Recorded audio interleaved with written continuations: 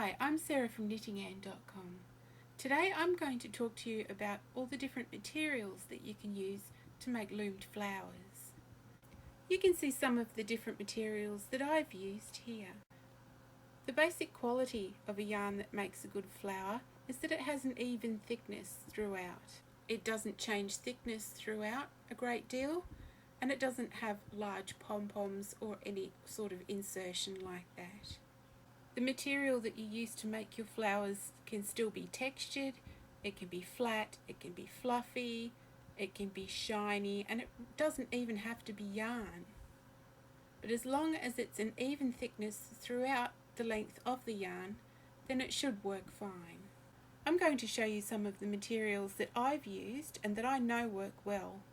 And afterwards, I'll give you a couple of tips so that your flowers will work out perfectly every time. When we think of flower looming, the first material to use that comes to mind is yarn. You can use yarn of any thickness. If you want to use yarn that's quite thin, you can use several strands together. You can use extremely bulky yarns. 1 or 2 rounds often works very well with these. You can use fingering weight yarns and use lots of strands together in different colours. This winding technique is called the Crazy Daisy technique, and I'm going to show you how to do that next week. Fluffy mohair also often looks very nice, and cotton is another yarn that works well. You can use any weight cotton. This flower is made with size 10 pearl cotton, and it works particularly well with flowers that have a lot of knotting or a lot of weaving on them. This flower was made on the Hamanaka flower motif card, which I've shown you in a previous video. These are some of the yarn that I've used: a fine wool and acrylic mix, a fingering weight cotton, and a worsted weight acrylic, which you would have seen in my most recent tutorials. This yarn is a mohair boucle, and you can see that the loops throughout are very even along the length of the yarn. There aren't any that are enormous, any that are tiny.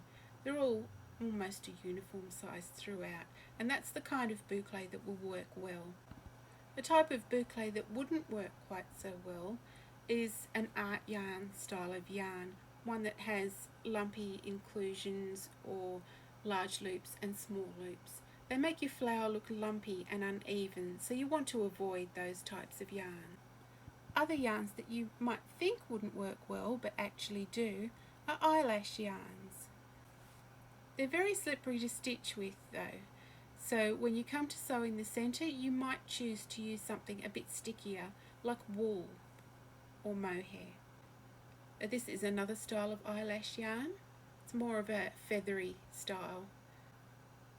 This yarn looks particularly good if you cut the loops. You get a very shaggy pom-pom effect. Tulle yarns are also a good choice. They hold the shape well, and they come in a nice variety of bright colours. I've also used lace and thin ribbons. They work well for larger flowers especially, but the finer ribbons are also good for small flowers as well. The thing about these is that you can't stitch the ends into the back, so you have to glue it. And I use a washable fabric glue, the type that's used to stick on rhinestones and gems and sequins and that sort of thing. It's a bit more heavy duty, and it holds the thread in place while it dries really well. Because the glue is washable, it won't matter if you then need to launder the flower. Being washable, the flower's not going to come apart as long as you're quite gentle when you wash it. Strips of fabric are another nice material to use. I particularly like to use strips of crystal organza or organdy. I think it looks really nice in a flower. Tear it into strips of however wide you like, and then just use it to wind your flower. You can either stitch them together or you can just join a new piece whenever you need it. I think it looks particularly nice if you cut the ends of the petals, but this flower here has cut ends on the 2 larger flowers, and the inside one is left in loops. You can also combine different materials. This flower was made with the organza and also yarn for the smaller flower. You can see that this yarn is quite thick and it has quite a bit of texture to it, and it's fluffy as well, but the texture is very even throughout, and that's why it works. It doesn't change from thick to thin and back again. It's quite an even width throughout. This particularly violent green flower is made from a very thin tinsel yarn that you can get in Australian craft stores around Easter. I think it's meant to pack in the bottom of Easter baskets and that sort of thing. This flower is made from a gimp type yarn. It's got a cotton core and a shiny thread that winds around the outside. This is another thread that you can't stitch into the back. So again, I've glued the ends down onto the back when I finished the flower. This flower is made from a fine jewellery wire with beads threaded on before I wound the flower. You do need to use quite a sturdy loom when you make these types of flowers. I've used wire to overstitch the centre, but you could use a number of techniques to stitch, and you could also use yarn to stitch the centre if you want to. This is a paper yarn that I found in a junk shop, one of those shops where they sell lots of plastic things for $2. This works well as long as you don't pull it too tightly as you're working, and you can glue the ends in on the back with any kind of glue. This yarn is a 2-ply yarn that's quite tightly twisted, and down the bottom I have a 1-ply yarn that has almost no twist to it at all. I've made flowers with both of these. This next yarn is one of the most versatile yarns that you can make bloomed flowers with, and it's called ribbon straw. You might know it as Swiss straw or high straw. Brands that were imported into Australia in the past include Turabast,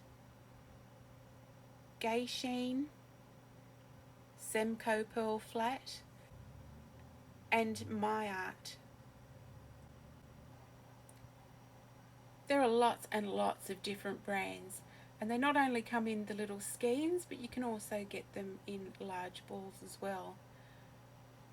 You can find a lot of these on eBay at the moment, especially in America, but if you want to buy new rayon straw, I've got some links over on my website, and I'll give you a link to the section that shows those in the video notes underneath the video on YouTube. Ribbon straw is really versatile. You can cut it and shred it and it won't fall apart. You can open it up and make big fluffy petals. You can use several strands at once and they make a really attractive flower, as I showed you in the triple winding technique video.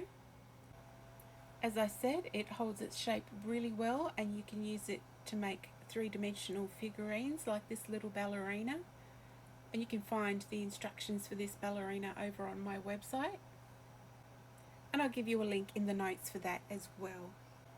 Here's a collection of flowers that shows you how well the ribbon straw holds its shape.